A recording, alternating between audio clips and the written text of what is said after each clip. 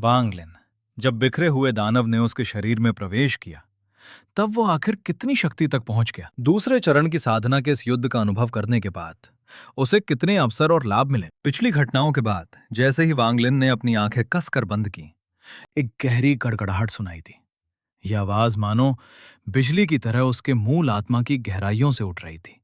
उसी क्षण उसके सिर के ऊपर काला धुआं तेजी से उठने लगा। यह काला धुआं तुरंत सघन होकर एक विशाल दानवी छाया में बदल गया।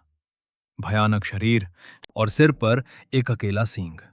यही वो बिखरा हुआ दानव था जिसे वांगलिन अपने दूसरे मूल आत्मा में बदलना चाहता था।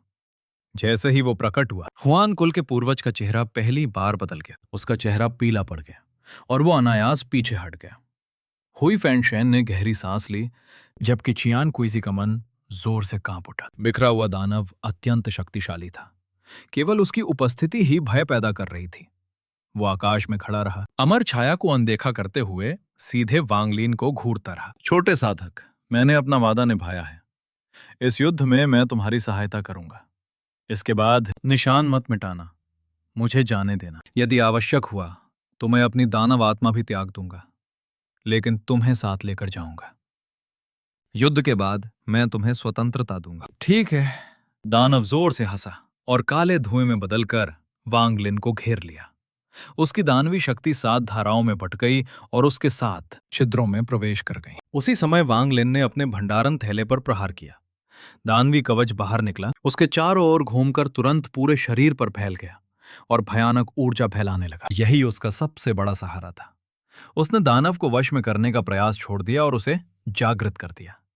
स्वतंत्रता के बदले एक जीवन मरण युद्ध के लिए। वांगलिन एक कदम आगे बढ़ा और सीधे अमर छाया की ओर दौड़ा। उसने कोई तकनीक नहीं अपनाई, सिर्फ एक घूंसा मारा।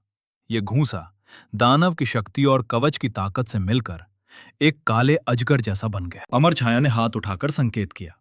तुरंत विशाल अमर शक्ति एकत्रित हुई और एक भंवर बनाकर उस काले अजगर से टकराई। दोनों शक्तियां नष्ट हो गईं। फिर अमर छाया ने दोनों हाथ फैलाए। पूरे त्यानयुन तारा की ऊर्जा चारों दिशाओं से इकट्ठा होने लगी। सारी आध्यात्मिक शक्ति अमर शक्ति में बदलकर एक सफेद प्रकाश गोले में सिमट गई। ये देखकर दानव ठंडा हंसा। अमर परिवर्तन? ये तो प्राचीन दानव कुल की बची हुई तकनीक है। मेरे सामने इसका क्या मूल्य? उसने अचानक नीचे की ओर प्रहार किया। दानव पंजा, तारा आत्मा को खींचो। पूरा त्यानयुन तारा कांप उठा। भूमि से एक प्राचीन शक्ति उठी और दानव ने उस ग्रह की तारा आत्मा को खींच लिया। तुम इस ग्रह की शक्ति लेते हो तो मैं इसकी आत्मा का उपयोग करूंगा। वो हंसते हुए आगे बढ़ा। उस क्षण वांगलिन को महसूस हुआ कि वो स्वयं तारे की आत्मा के साथ एक हो गया है। ये अब उसकी व्यक्तिगत शक्ति नहीं थी, बल्कि पूरे ग्रह की शक्ति थी।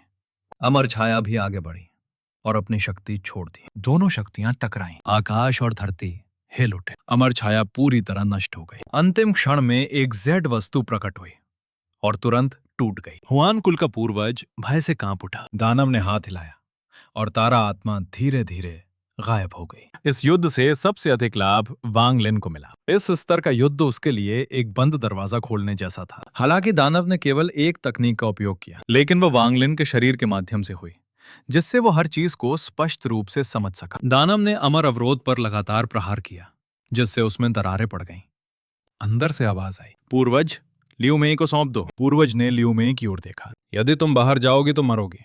बेहतर है कि अपनी अवधारणा मुझे दे दो और मुझे पूर्ण होने दो।